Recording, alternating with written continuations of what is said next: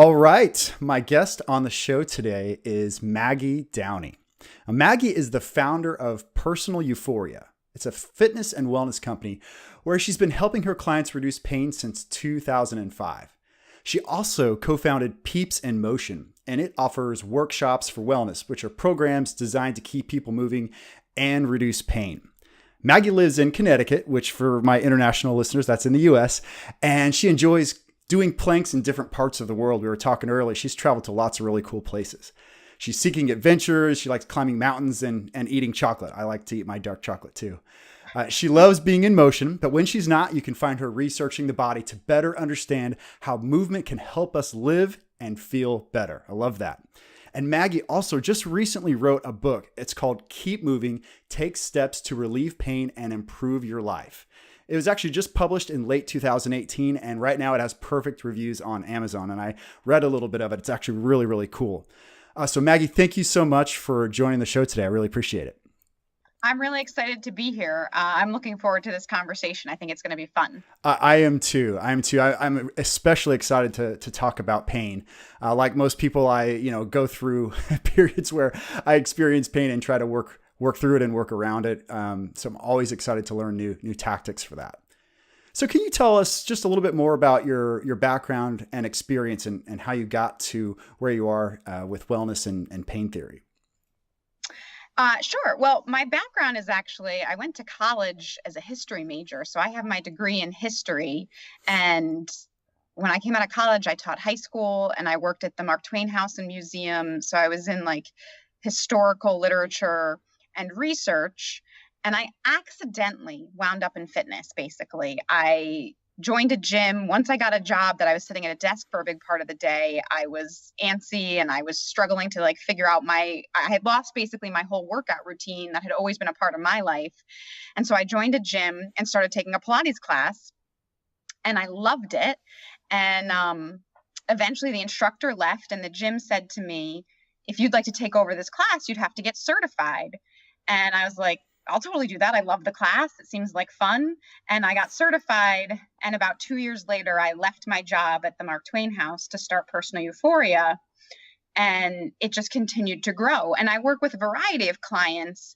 But I was really intrigued by my clients that came to me in pain, or actually any other client, because eventually, like you said, we kind of all wind up in pain. Yes. We have to deal with it at some point in our life. Absolutely. And those would be the things that, it wasn't necessarily the standard Pilates exercise that would always work. So I would start doing research on what would work for this person. And then through Stop Pilates, which is who I'm trained through, I took training in injuries and special populations. And I just became more and more fascinated with it and had like years and years of research. And as I worked through my own pain journey, I realized that I felt like I had some tools that were really helpful, that seemed obvious to me because of how much I knew about the body, and that if I could only get them out to people, it could really help people, because pain is complicated, and I wouldn't want to sound condescending or make it seem like if you do these 5 things, you'll be pain-free. Right. It isn't always that easy, but there certainly are simple changes that people can start to make to help relieve and reduce pain.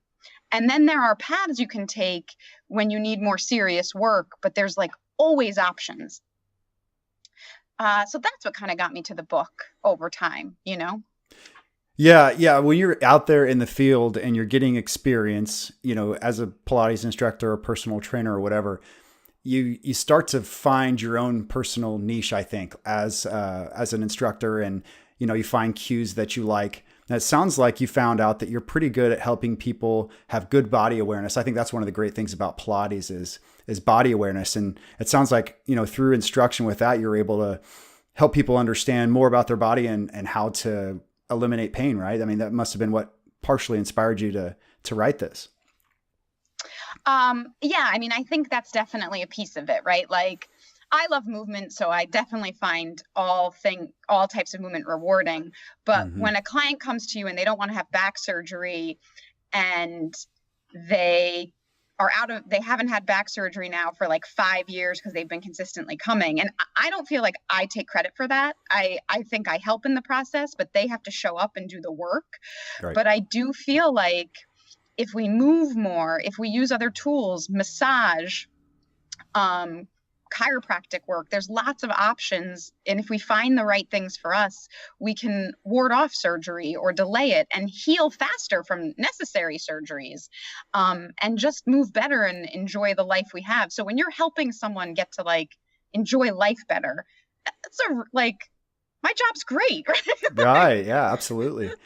Well, I think that's great too. I mean, oh gosh, I mean, pain is so interesting too. Like just the back, I really like your protocol about keeping people moving. Like we've seen in study after study, just even looking at back pain, it's much better to keep somebody doing basic movements instead of just laying there in their bed. They're going to heal much faster if they, work a protocol, a safe protocol, but a protocol where they're moving instead of just lying there and waiting for their body to heal.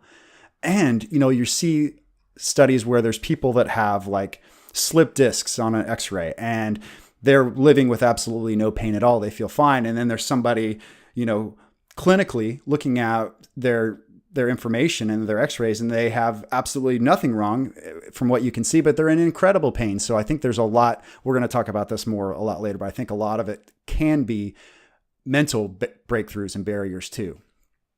Well, it's absolutely true because, in fact, some of the research shows that when you just tell people the fact that you just pointed out, right, that you can have a terrible looking x-ray and no pain, or you can have an x-ray that looks fantastic and be in a lot of pain.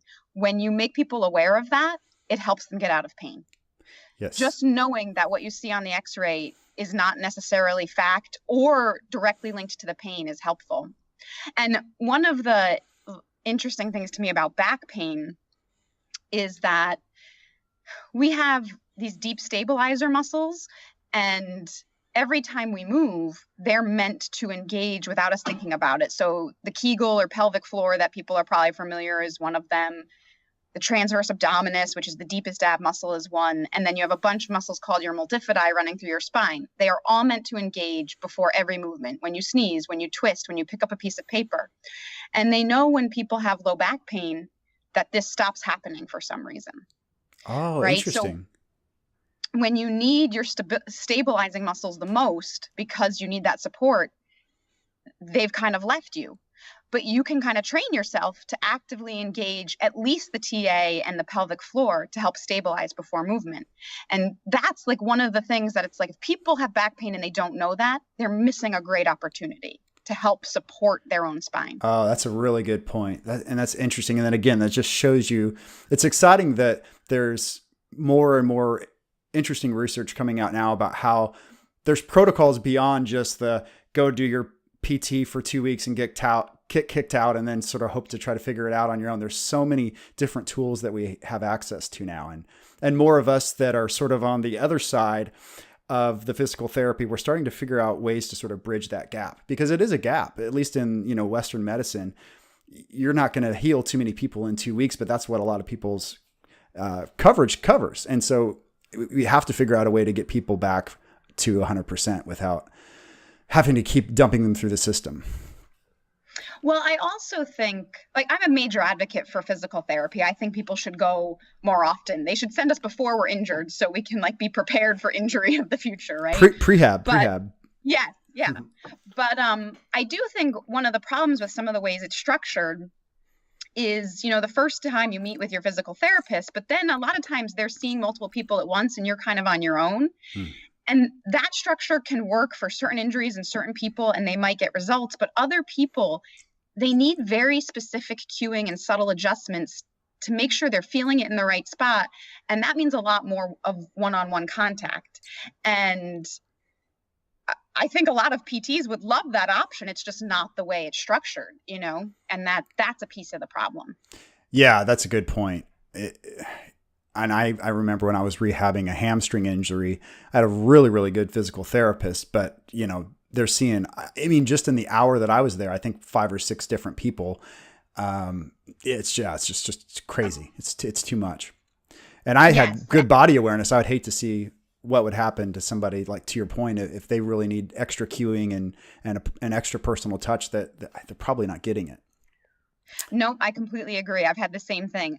I've worked with an excellent physical therapist, same thing. They had to see multiple people. And had the exact same thought. Like, I'm lucky I know my body. And it's not the therapist's fault. Like, No, it's you not. know, Well, I want to hear the process of writing your book. I think I heard in another interview with you that you started the process about 3 years ago, but I'd like to know sort of what made you feel like you needed to write this. Usually people are inspired by something or multiple things to write a book, and who should read this?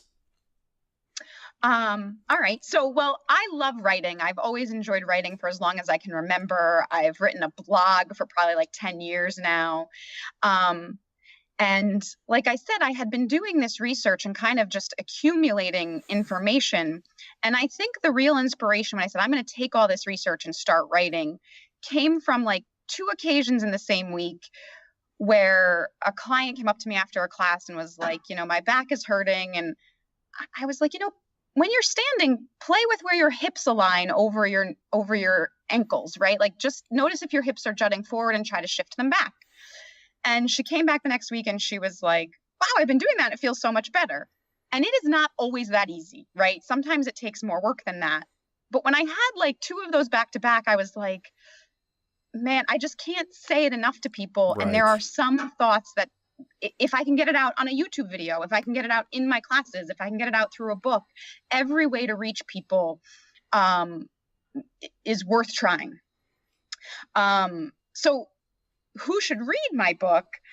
I want to say everyone, because ideally, like, if you read it before you were in pain, you'd have tools to post. We're all gonna wind up in pain. We're never gonna stop that, and it's not even a always negative thing, right? It can be helpful, but you could have the skills to help you get out of it faster, to prevent it in a lot of issues and scenarios in life.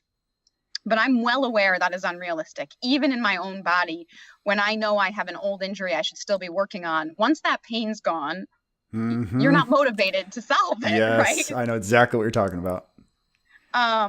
So I think realistically, people who are in chronic pain, they've had something nagging at them or bothering them for a long time, or a loved one of someone in chronic pain, needs to read this book, because while there's one chapter that actually gives you exercises and tools, and hopefully there'll be some in there that help any specific individual, it also gives you the most recent research on pain theory and a little bit background on how it works, because we know if people understand that, they have more success with all the exercises and coming out of pain. And then it's also very much a story. I didn't want this to be a textbook. I didn't want it to seem like just an exercise manual. So I tell stories of my experience with pain, my experience with movement, my friends, my clients, and I try to make it very conversational. So my hope and the feedback I've gotten is that it reads like you're talking to me and we're friends having a conversation. Because I know not everyone is as interested in movement and the body as I am. So it's like all the most interesting pieces in a story. That's great. And I think I remember hearing you say that you worked with an artist on making like the graphics in the book like fun and interesting, and making it easier for people to learn some of the different components, right? Yeah, absolutely. So I reached out to a friend of mine from high school who's a cartoonist. His name is Ethan Harper. And I asked if he would draw cartoons for the book, because I really did. I wanted it to be lighthearted, fun. I wanted it to like sometimes make people laugh or be a little silly, because all of those things also help with pain. Laughter, enjoying things, looking forward to something. So he drew the pictures. For some of the exercises, I took pictures of my clients and he cartoonified them. So that brings me a lot of joy to flip through the book and see cartoons of people I actually work with. Oh, fun. And know that they're a part of it. That makes me really happy. That's neat. And I think that's the right answer. I mean, I think about who should read it, I really think that it'll apply to everybody and give everybody tools. And I always say, take 2% from everybody. There's going to be things in there that people are going to be able to apply to their lives right away. And whether it's something that they're going to use on an old chronic injury or something they can use to help prehab, as we were talking about, I think it would be really excellent for people to check out. So I want to talk. I hope so. Yeah, I'm sure. I want to talk a little bit about, we alluded to this a little bit earlier, but what we're seeing in Western medicine, people getting driven through physical therapy a little bit too quickly, but also like our opioid addiction in the US, and whether or not we're really treating pain the proper way. I want to hear your take on, what are we doing wrong with painkillers and rest and icing and movement, and what's a better way to potentially attack it than we are currently in the West? I think we have to educate people and change mindsets because understandably, especially like in our very fast-paced lives, we want the most easy and immediate way out of pain. And so a pill seems very promising. And that leads to an opioid crisis and addiction. And I know Connecticut in particular has a very high opioid problem. So the state I'm from really is challenged by that. And the problem is that on one level, they know that, well, opioids can dull pain, and so it can be relief, but it can also increase pain, making you need more and more opioids because the body knows it's in pain. It wants to signal you that. And when you try to block it, it goes, oh, she's not getting the signal. I need to send more. I need to send more. More and louder. More opioids. Right. And so they do know that for many people, opioids actually increase pain. Unbelievable. Similarly, and again, it's not that I'm totally blanket statement anti anything, because a pill can be great when it's used right.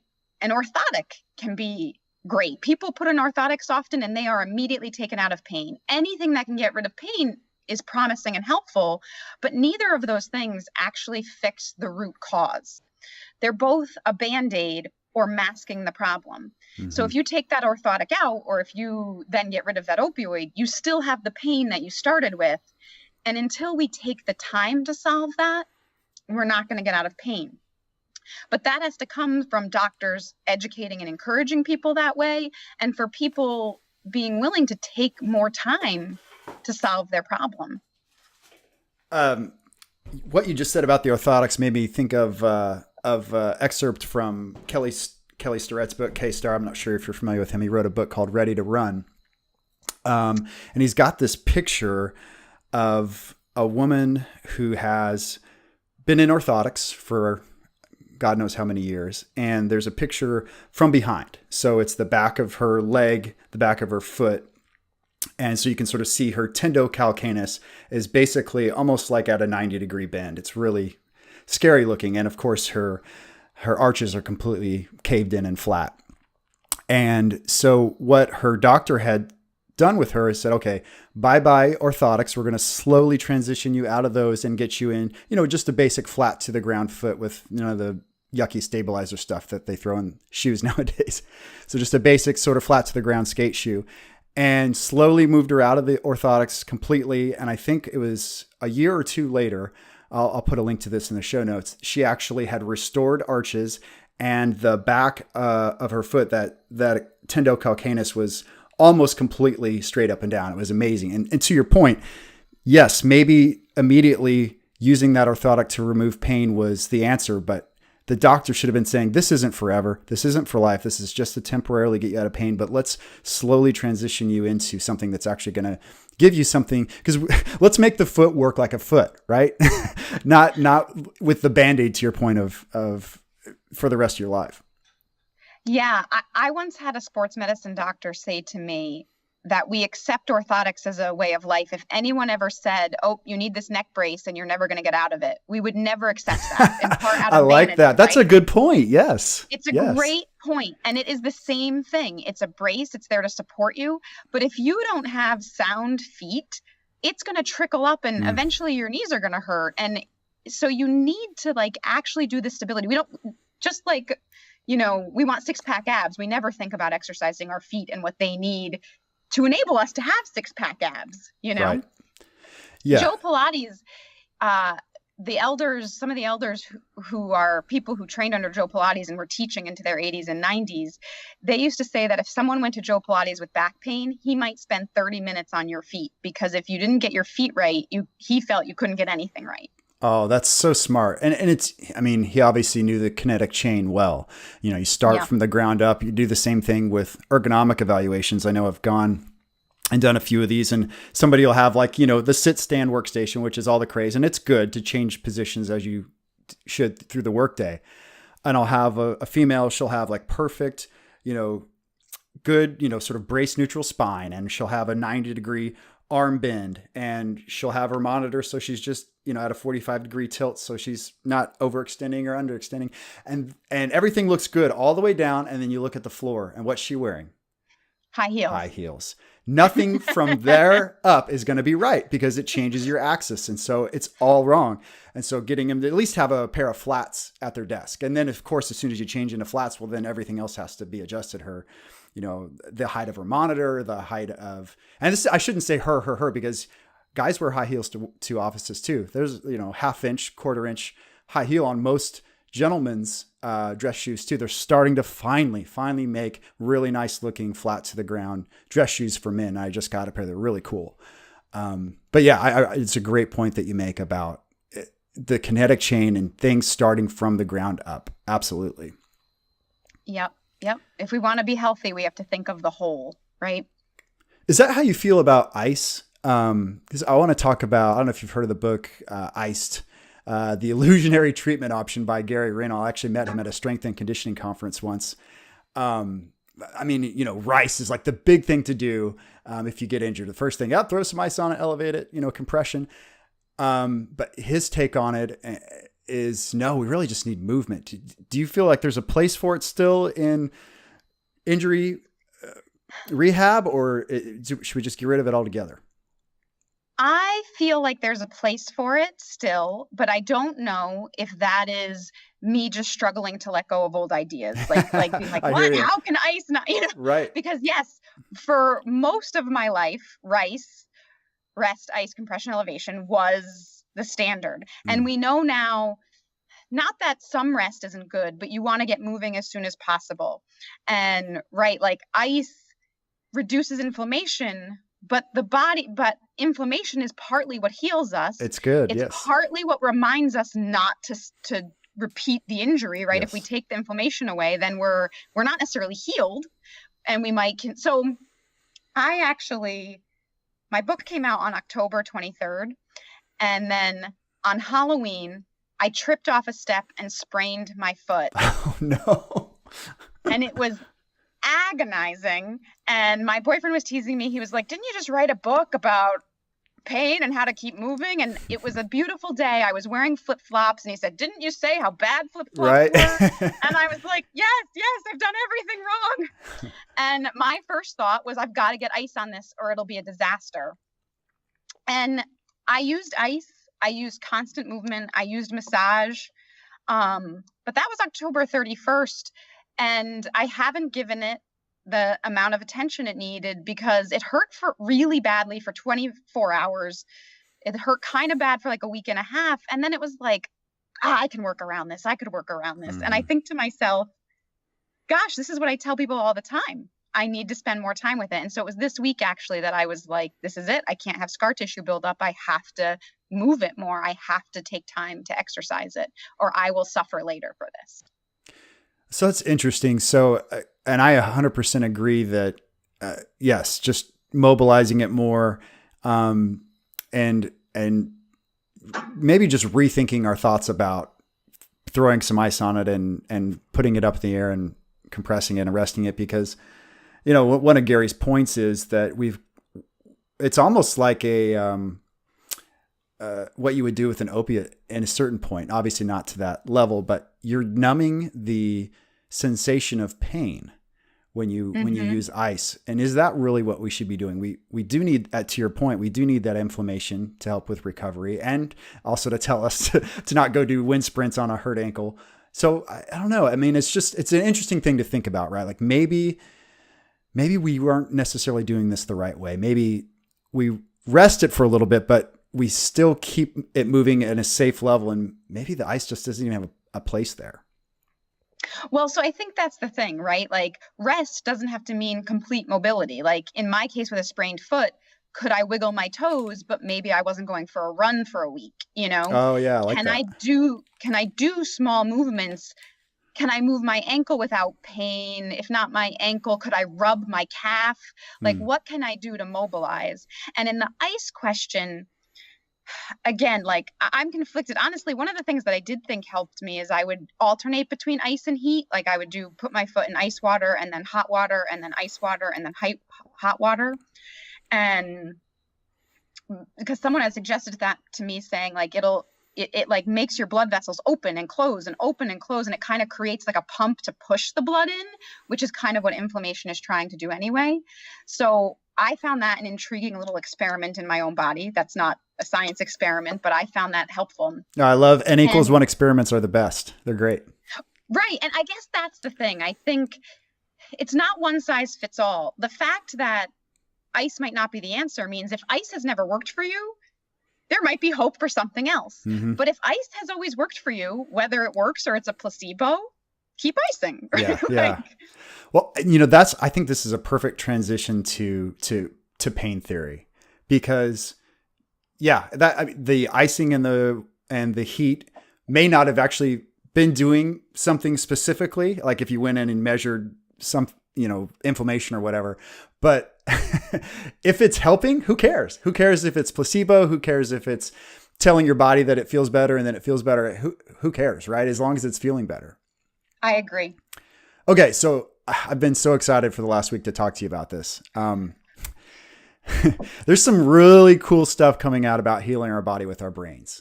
I saw you talk about the pain loop. It's actually in the first chapter of your book, so I know you're aware of this. And you talk about a really cool experiment, the rubber hand experiment. Can you talk a little bit about this? I think it's a good sort of introduction to talking about our brain and how we trigger pain and understand pain in our body. Sure. Well, so the rubber hand experiment was a study done in 2006 by a man named Henrik Ersson, if I'm pronouncing that right. And he's a cognitive neuroscientist. I'm a little obsessed with neuroscientists, honestly. But so basically what the experiment is to kind of show how we understand what part of our body is ours and sort of body ownership. So the fact that like when I shake your hand, I can tell that you don't suddenly become a part of me. I stop and you start. Or the fact that I know when I put a shoe on, that doesn't become part of me. My foot is something separate. So what parts are me and belong to me? And how do we feel and sense that? So the rubber hand experiment is basically that you would put one of your hands on a table, and next to it where your other hand would go, you would put a fake rubber hand. And you would put your real hand beneath the table where you can't see it. And then you would have a friend tickle the rubber hand and your hand beneath the table simultaneously for 12 seconds. And then they smash the rubber hand with a mallet. And when they do that, people instinctively pull their own hand away that's totally safe underneath the table, even though they could tell you, I am aware that's a rubber hand. I know that's not my hand. I know I can't get injured. But they still, on instinct, pull their hand away. That's so cool. I mean, that's just a little picture into this the way our brain. I heard it explained really well. So Joe Todd actually wrote an interesting article on Mind Body Green about our brain and how brain is the inputs and outputs of pain and how we could potentially rewire it. So he was saying that pain is actually an output from our brain versus an input from our body. And it's the brain's decision on whether or not it's going to sort of allow pain to occur. So I thought that was pretty interesting. So, and there's other things that get involved with it too, like your own personal beliefs, your lifestyle, even emotions can be involved. And so the way I think of it, and it might be wrong or oversimplified, but like a couple days ago, I was doing some deadlifts. And I felt like just a little bit of a tweak in my lower back. And so I just said, you know what? I know I'm doing this exercise correctly. I'm feeling fine. Everything's good. I'm going to ask you to stop telling me that you're in pain lower back. So just shut up. I'm going to keep going. And it stopped. Placebo, whatever, or whether I was sort of tapping into this input output and shutting down that I think I effectively did it. So that's sort of an acute example.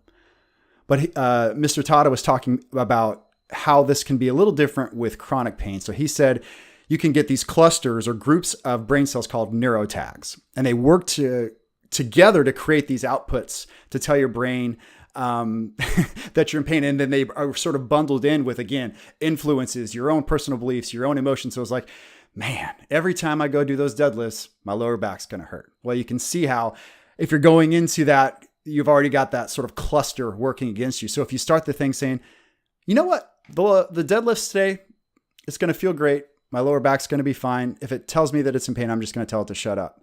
And so it's sort of this, at least I had thought about it in the past as sort of a loop.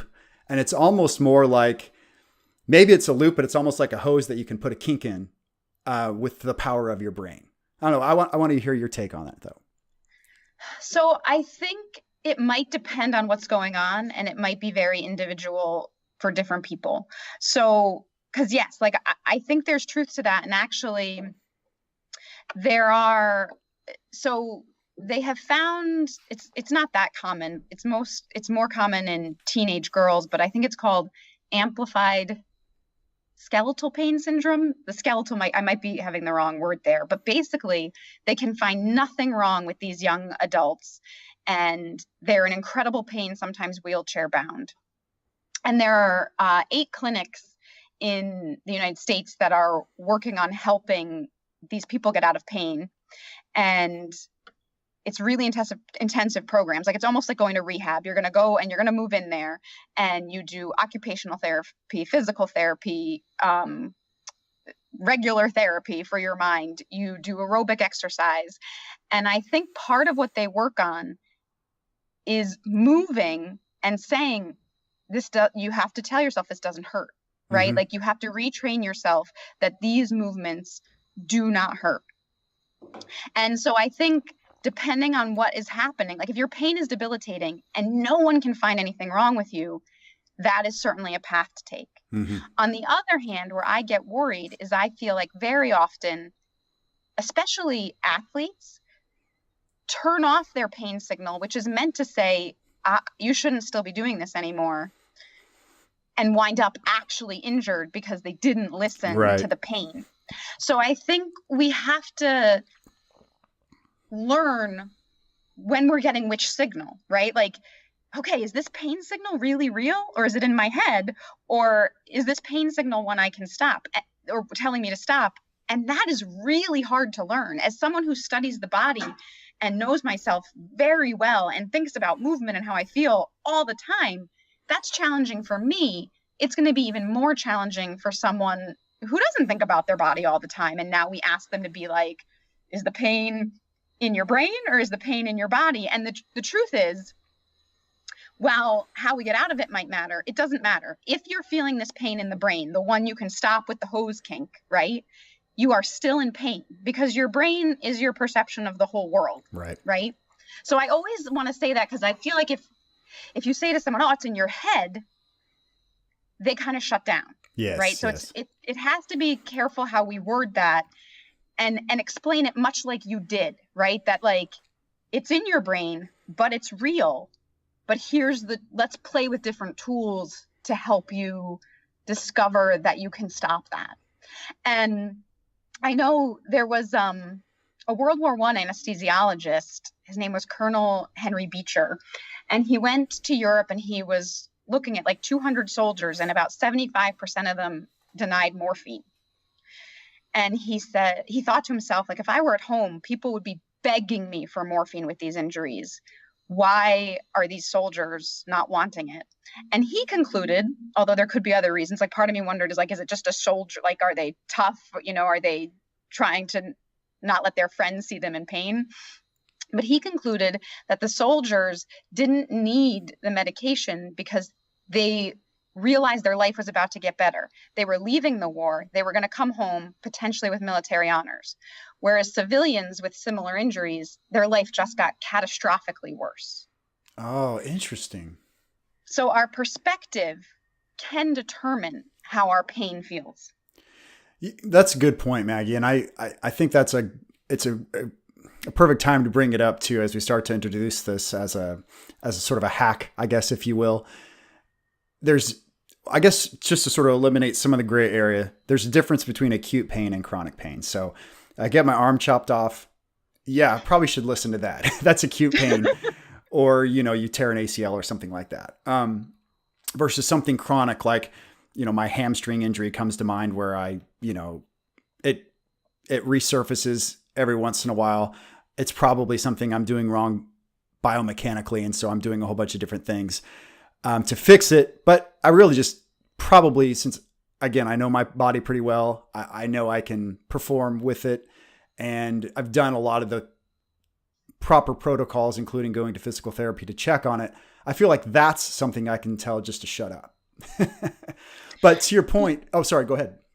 No, I mean, I think that's a really good point to make. And actually, in referencing that, I think when we have acute pain, I just got whiplash in a car accident, we try to brush it off. We maybe don't get help and physical therapy right away. And the sooner you get help, the less likely that is going to become chronic pain because of that pain loop, right? When the brain gets used to telling you this hurts, this hurts, this hurts, it starts to convince itself that this is my normal. It hurts, this hurts, this hurts. Yes. And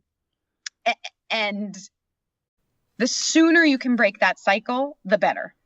Yeah, because it gets sort of hypersensitive, right? I think that's what Dr. Todd was talking about with those neurotags. Like, yes, you're getting that pain loop happening over and over again. You're not doing the right things to make it better. And then you might have other things tied into that too, like emotions and beliefs on, whenever I get hurt, I don't recover fully, or you have people telling you, yeah, we always get back injuries. And so that's just kind of the way it is for us. So you have to fight through not just the body telling you that you're in pain, but also maybe other things that are constantly feeding that so-called neurotag. Absolutely. Those thoughts just aren't helpful, right? No. Like even if we're completely wrong on the mind being able to help you get out of pain, you are more likely to stay in pain if you think there's no hope and no option, because you're not going to try anything, right? Yeah, that's exactly right. I heard a story kind of similar to your story about the World War I soldiers, where a guy had, he was jumping off of a tank. I think it was another soldier story.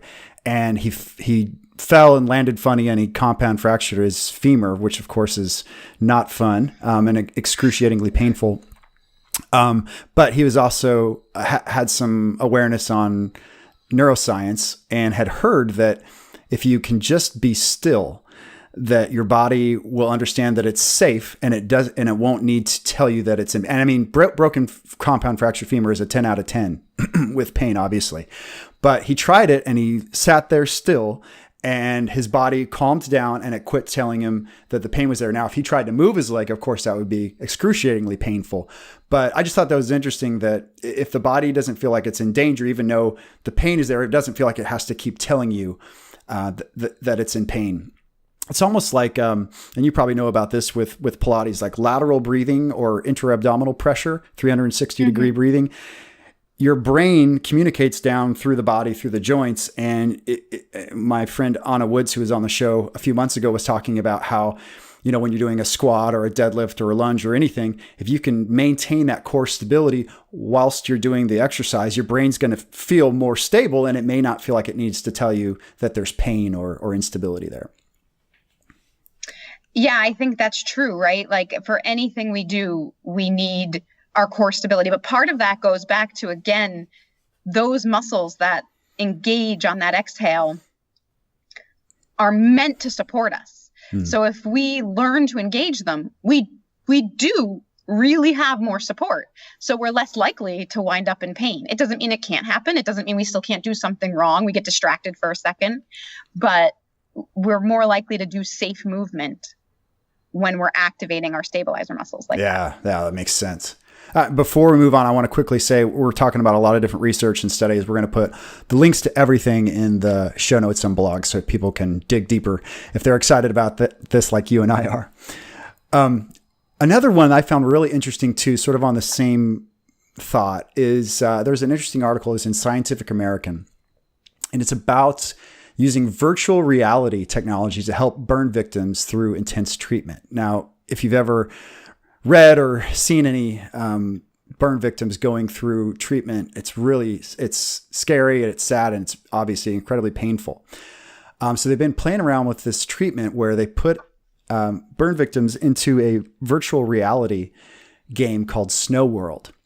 And they apparently get so immersed in this game that they don't have as hard of a time with treatment. So the study actually showed evidence of the Snow World game reducing their pain by an extra 15 to up to 40% on top of whatever relief they're getting from drugs. So again, it just sort of helps us understand maybe not using drugs or not using as many drugs to relieve pain and doing some of these, interesting sort of brain hacks, if you will, to help people get through painful situations might be an interesting way to go in the future. I love that the technology can do that. I think it's also, right, like when we're having fun, we're in less pain. When we have something to look forward to, we have less pain. When we're distracted, this is nothing new. I know any good gynecologist talks to you through your whole appointment, right? Like any good doctor who's giving you a shot talks to you. When they draw your blood, the phlebotomist talks to you, right? If they don't, you're like, hubba, hubba, hubba, hubba. All I can focus on is the fact that you've got a needle inside me, right?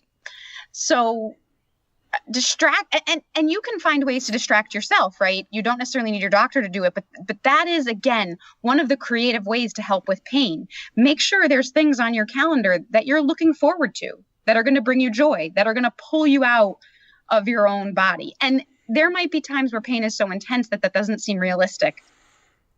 But within all of us, our pain fluctuates up and down. So put the things on the calendar. Find ways to make life enjoyable, because if you do that, you'll also be more motivated to get out of pain and do the exercises that you need to so that you can keep enjoying life. Because pain can cause a lot of depression.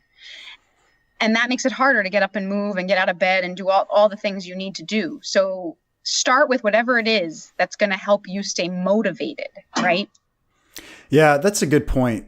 And it sort of speaks to, I don't know, I mean, especially like in Connecticut in the wintertime, it's probably a little bit tougher, but I think we're sort of seeing people do their exercise in the gym, but they don't go out and express their fitness outside with something that they enjoy. I really like that point that you made about putting something on the calendar. For some people, it's a race.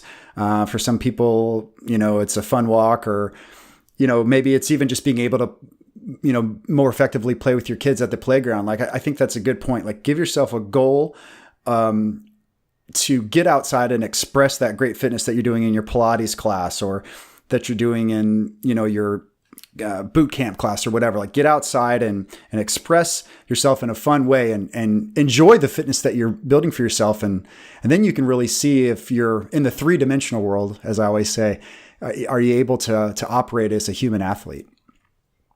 Well, and that matters too, actually, because when people exercise outside in what they call green space, they tend to exercise longer, say it hurts less, that they enjoyed the experience more.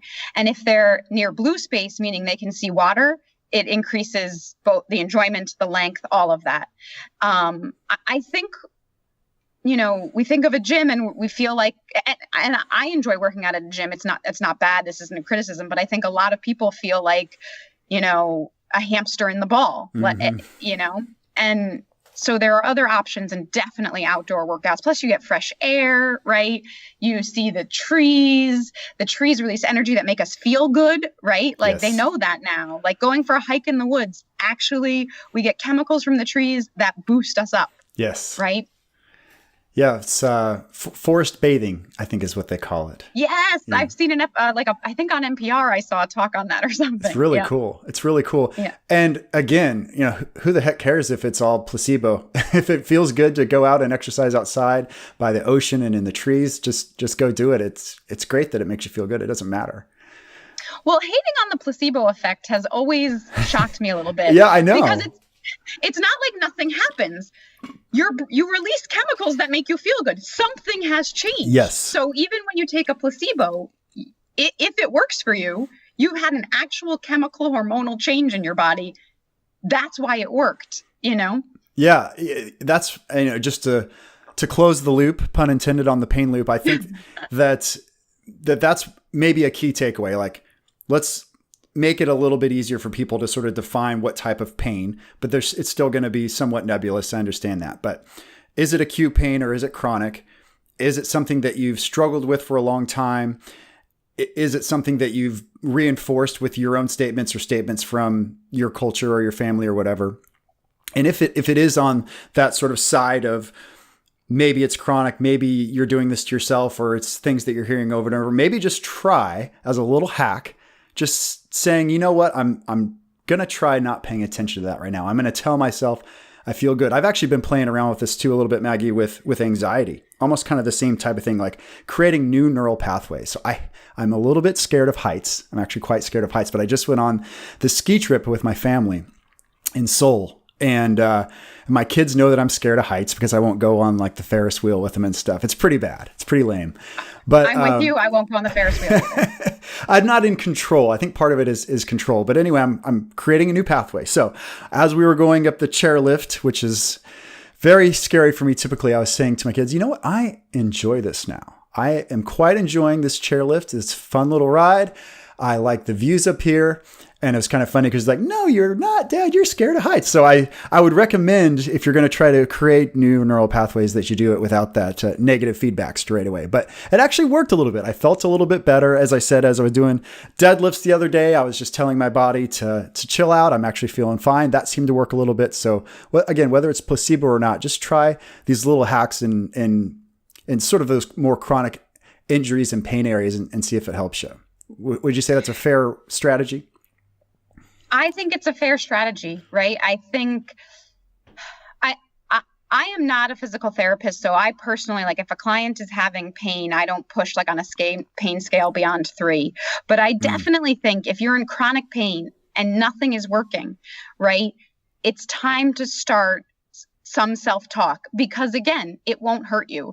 And we do have to realize when we're in different situations or we change our perspective, it absolutely changes how we feel. So when they put people's arms in ice water and it's painful, they can withstand the pain more if they smile or if they swear. Either one works. Yes. Right? So perspective, how we're thinking, distraction.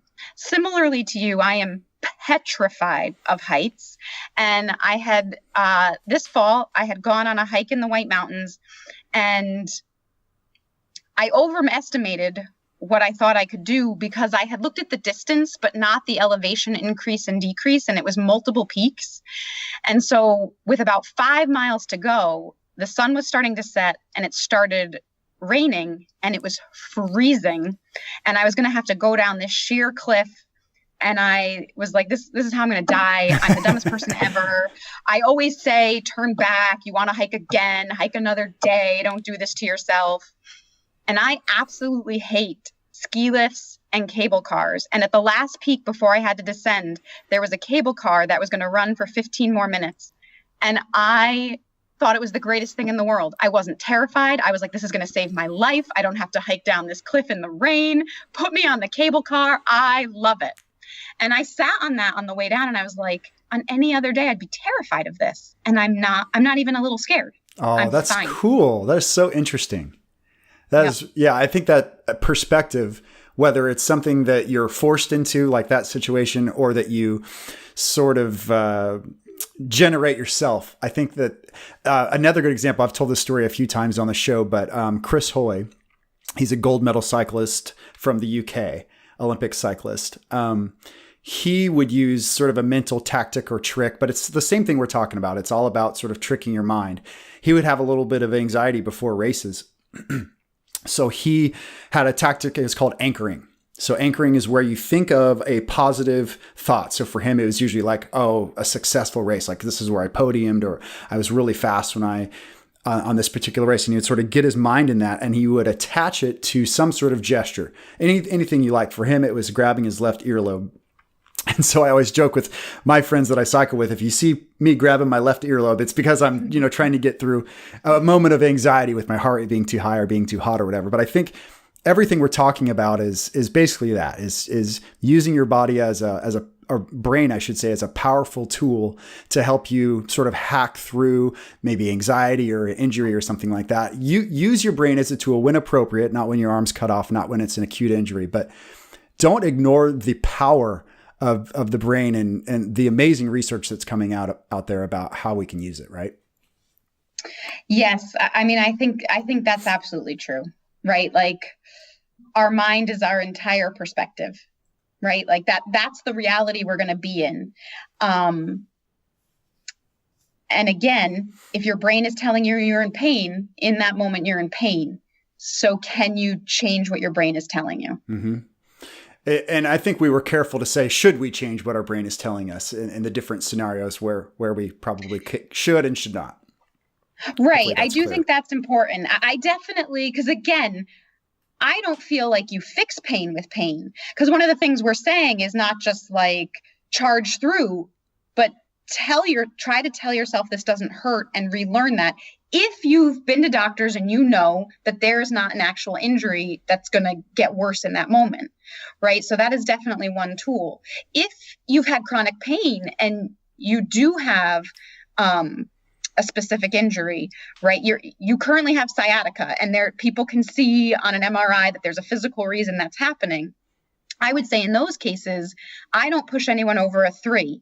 Mm-hmm. You want to play with positioning, different exercises until you find movements that strengthen you without hurting that. And there's just so many types of ways to move the body that is endless. If you haven't found that yet, I'm convinced there's a move for you, you know?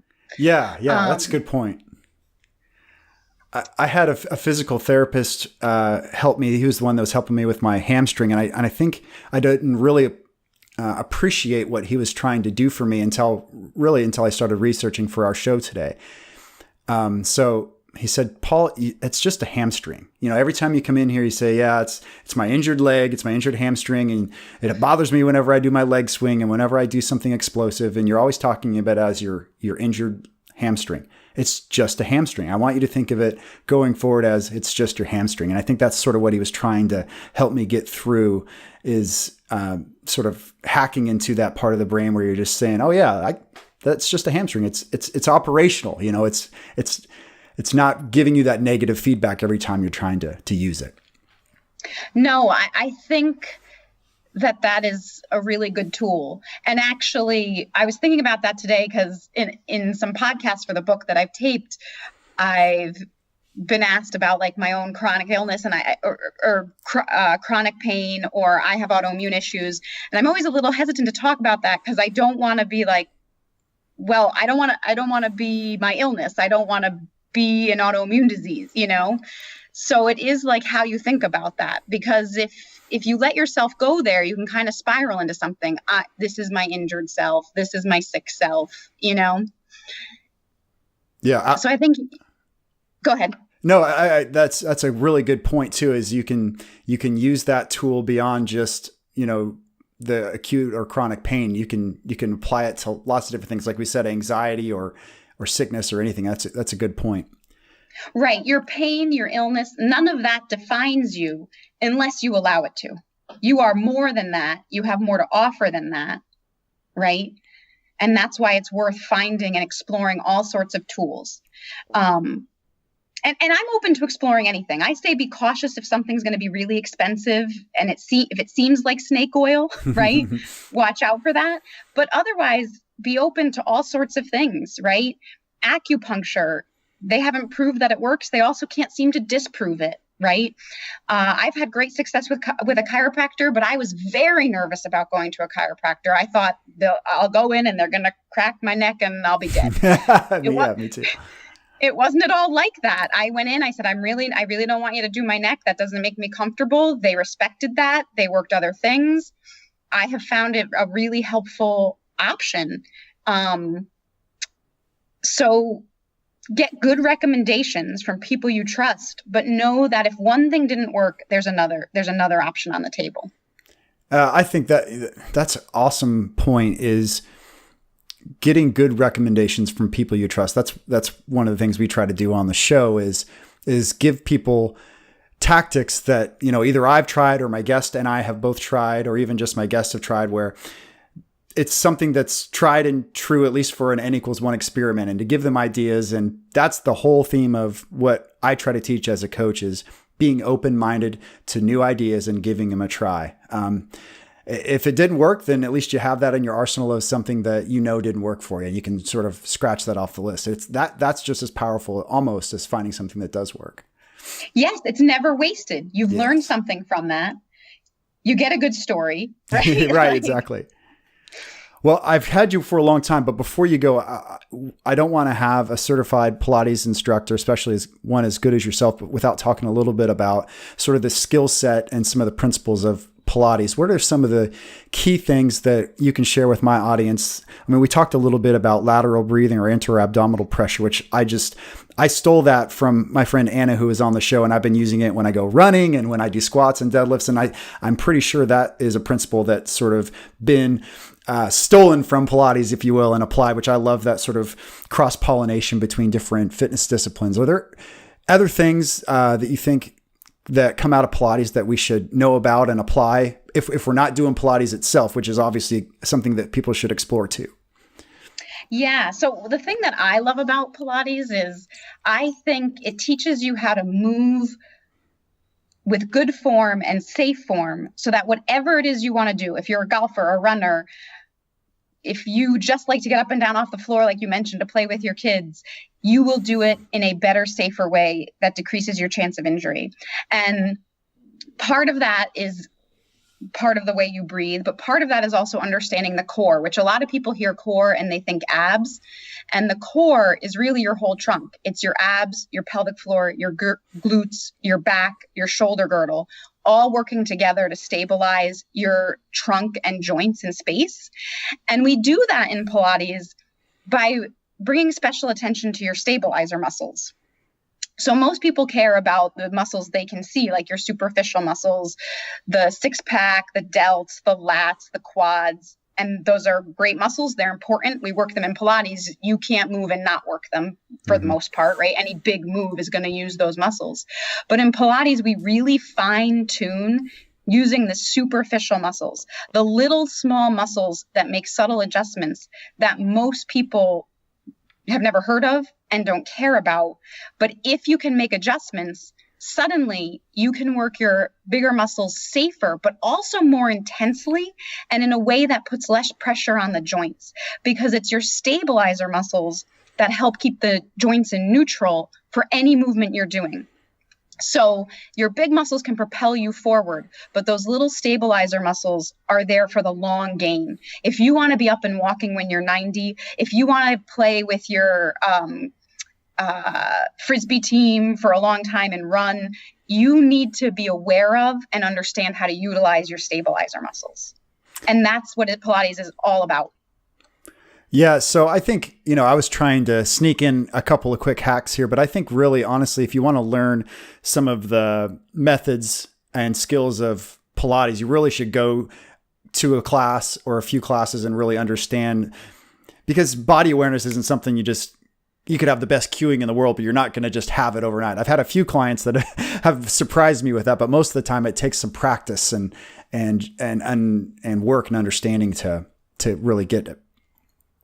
Yeah, I mean, I've been teaching Pilates since 2005. I feel like I study it. I'm a student of Pilates and I'm still learning it. And I will a point will dawn on me and I'll be like, oh, how could I have not known this? But it's because I had to go through this process of getting through other things and learning something else before I got there. Or our bodies are always changing. And that's another benefit for pain, right? Like the reason I cued in on something else or that a new piece of Pilates relates to me is because my body is constantly changing. Mm-hmm. That's a promise for pain. The fact that you are in pain today is not a guarantee that you are in pain tomorrow. The fact that you have been in pain for 20 years does not guarantee that you are in pain tomorrow. So I think we have to realize that we are always in flux, and that always opens up opportunity for movement and change. Yeah, that's a good point. I mean, if you have a successful rehabilitation from an injury, which I'm sure pretty much everybody can appreciate that, there's always, whether or not you pay attention to it is the question, but there's always great things to learn from it. That's really where I had 6 months pretty much this year where I wasn't running, but I went down this sort of mobility journey this year. And, it's this huge component of the fitness discipline that I wasn't properly doing myself or teaching. And I've been a certified trainer for over 20 years. So that was pretty embarrassing, but I just looked at it as this tremendous opportunity to add to my own, programs as well as my clients. So I love that you said that. Just use it as a tool. I feel like every injury I've had has made me a better instructor, made me understand what my clients are going through more, and has in the end made me stronger. Mm-hmm. Yes. Yeah, absolutely. I'm noticing just in my example with my knee if I'm doing a squat or a lunge, are my knees valgus as I'm doing it? Am I pushing my feet evenly through the floor? Am I rotating? All these mobility movements and disciplines that I hadn't really paid attention to before got sort of highlighted or enlightened, I guess. Yeah, but that's nice, right? Like, yes, because there's always more to learn. I once had again, one of the elders had said to me, because I think I said, like, I have days where I'm like, I'm nailing this. I'm doing such good work for people. And then I have days where I'm like, am I helping anybody? Do I know what I'm talking about? What is going on? And she said to me, when you stop having those days, get out of the field. Oh, yeah, that's a good point. Yeah, that's definitely a good point. You always want to sort of be motivated to push yourself and learn new stuff. Yeah, because those are the days that I do go, God, I don't feel like I helped anybody today. Why? And that doesn't mean that I didn't help people, right? I just felt like I didn't get someone to where I was hoping they'd get, or, something was still aggravated in them.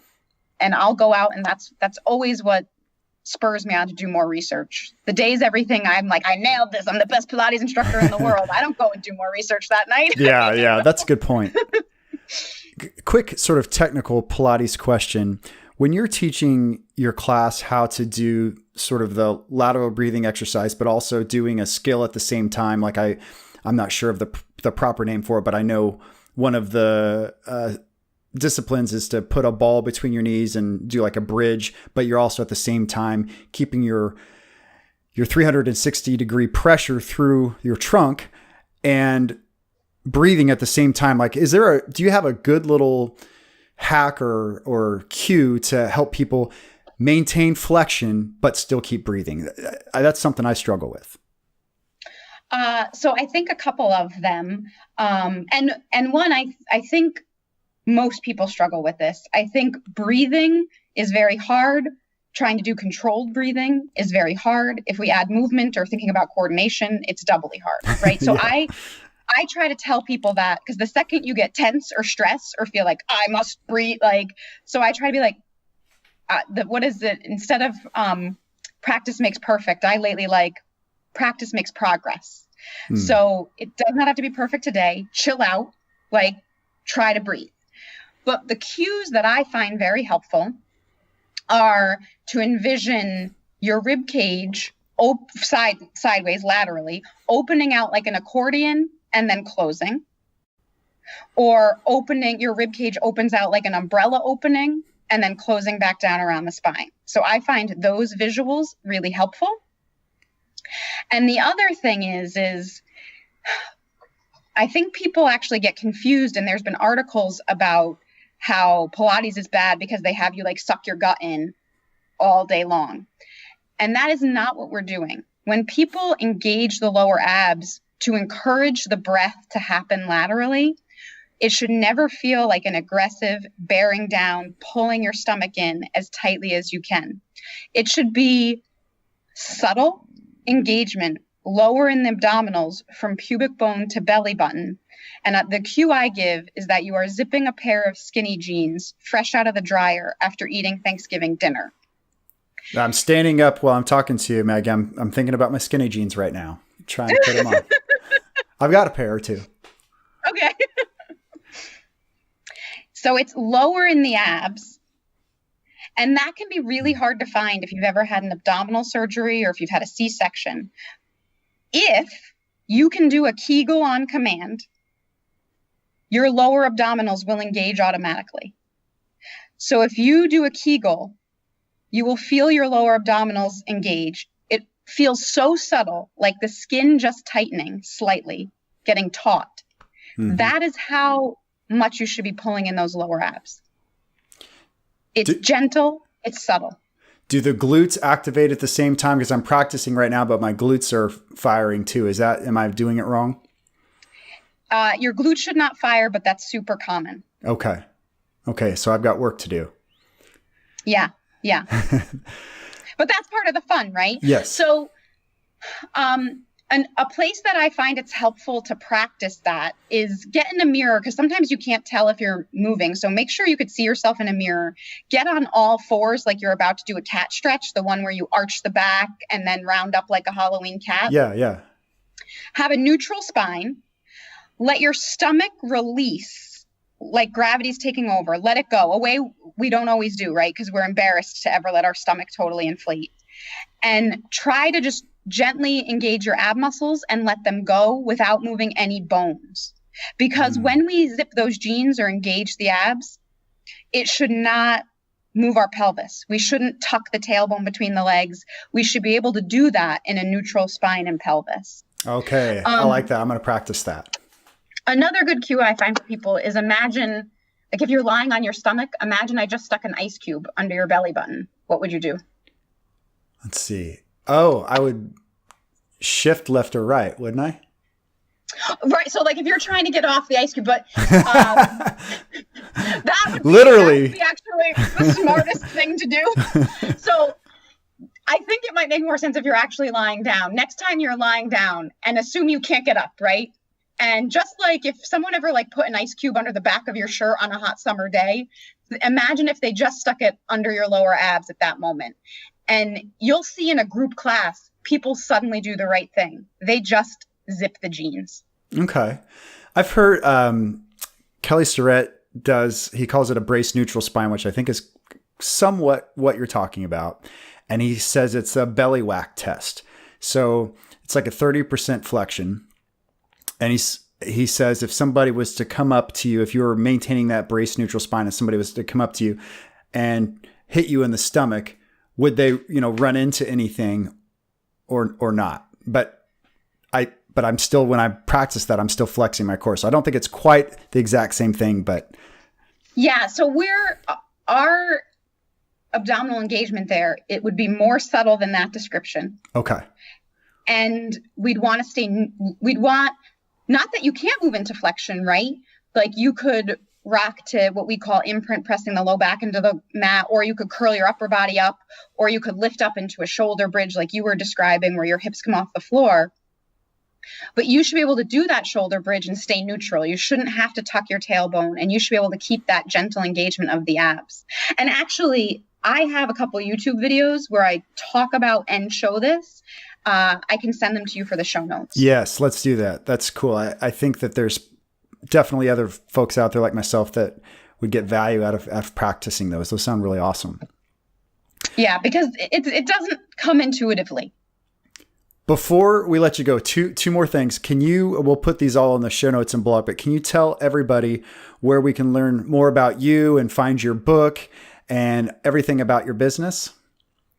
Sure. Well, my book is probably easiest to find on Amazon. Dick Van Dyke has a book with the same name, Keep Moving. So make sure you get Maggie Downie's or get us both. Get right? both, yeah. And otherwise, my website, personaleuphoria.com, and euphoria is EUPHORIA. That has access to my blog. If anyone wanted to email me, they can find it there. If you're local to Connecticut, that's where you can find all our classes and things like that. And it could link you to my YouTube channel or all my social media. Because on YouTube, I have a number of videos for different things: foot pain, plantar fasciitis issues, low back pain. So you can search my YouTube channel and find helpful videos. And also, I have a website, peepsinmotion.com, PEEPS in motion. And there we have broken down a happy foot workshop, a happy hips and low back workshop, a happy neck and shoulders workshop, that takes you through even more exercises that are in the book and can be a good resource for very specific areas of pain. Yeah, that sounds like that'd be a nice 1-2 combo because, you've got the book, which you can start to learn the tools, and then you've got that practical application with the videos. That sounds excellent. Yeah, that is just the method. Peeps in Motion I have with my partner, Kate Ballone, and it is what works for you. Do videos work? Do books work? Do occasional blogs work? Getting a tidbit here and there? What tool helps you? Yeah, absolutely. And I always ask every guest on the show about wellness balance. It's sort of my personal philosophy that, not something that we can ever really find. But we're always, even on a daily basis, getting to wellness balance is kind of the impossible dream, but we're always getting new strategies, getting new ideas. So I always like to get new ideas from my guests on how they find their wellness balance. So it could be, things for physical, emotional, spiritual, anything that helps you find your balance. I think to your point, I'm still working on my balance a little bit. Mark Twain, because I'm obviously a fan of his, has a great quote that is, you can't reach old age by another man's road.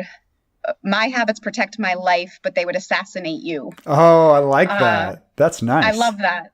Yeah. And so I think for me, it seems funny with a book like Keep Moving, but I think that's why the title came. I have to move. If I don't move, I get antsy, I get crabby, I can't focus as well. If I am stressed, stopping and taking a walk almost always helps, even though I can be resistant to that because I think I have too much to do. Mm-hmm. If I am down in the dumps, movement almost always helps me feel better. I feel very lucky that I enjoy movement so much and that it's such a tool for me to stay calm. I think I probably need to learn on the balance of that to find stillness in my life more and accept that, and understand that can be good too. But I really struggle with that side of things.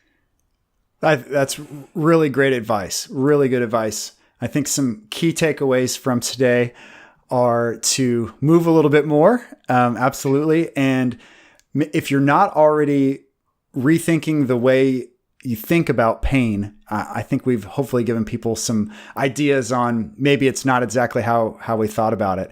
And maybe go try a Pilates class or two and learn some new tricks there.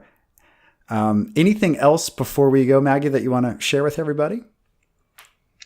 No, I think we covered a lot. I think just keep looking for answers. If something hasn't worked for you, know that there is something else. That's what the research shows.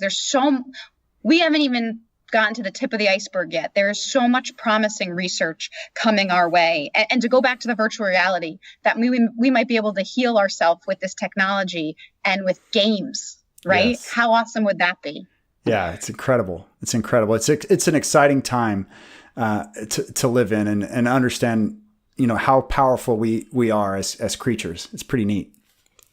Yeah. And I would say too, if you have a practitioner tell you this is a permanent state, get a second opinion. Yes. Something is wrong with that practitioner. Yeah. You alluded to this earlier, but I think it's so important to go to a trusted advisor who's been recommended. Like somebody who's gone and you may not have success with that person, but that's a good start. Like, is your primary care physician listening to you talk about what's going on, or are you being fed information for 15 minutes and getting kicked out? I was so surprised. This was when I still lived in the US. I guess it was probably about 3 years ago. I had been on a plant-based diet for a little while, and I sort of expected my doctor to just say, yeah, well, that works for some people and not for others, whatever. But he actually listened and asked questions and waited for me to get everything out that I wanted to get out. And then we started to talk about strategies and plans. And even just to have a doctor talk about nutrition was sensational. So they're out there. There was really, really good physicians out there, but listening for good recommendations for that. And you have a good point, not being scared to try somebody else. It's a good point. Because research shows that if you trust your practitioner and they have a conversation with you, if practitioners ask their patients or clients, what do you think caused your pain? Why do you think you're in pain? They get better results. Yeah. And if they're not just saying, exercise more and eat less, and, they may not necessarily have applied that in their own lifestyle, that makes it a little bit, that makes it tough to believe as well. So. No, it's true, right? You want to feel like someone understands you, that you're listened to, that they get it, that you're not just a check in the box getting moved along, Yeah, so true.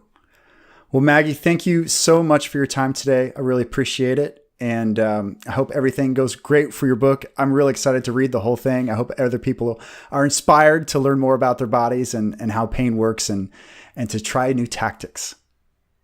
Thank you so much. I really appreciated having the time to have this conversation with you across continents. Yes. It's really cool. Technology today makes it so great to be able to chat with people from all over the world. That's one of my favorite things about this job. It's really fun. Get to learn all kinds of new stuff. Yeah. Well, thank you for bringing information to people. I appreciate that.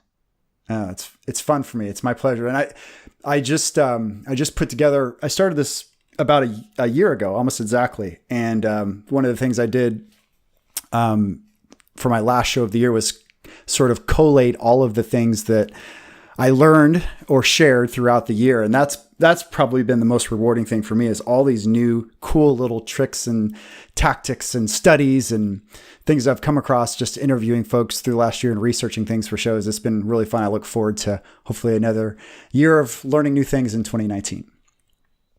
That's the best thing about any year, right? Yes. Well, Maggie, it's probably past your bedtime over there in Connecticut, so I'll let you go. Thank you again so much for your time. Appreciate it. Thank you very much.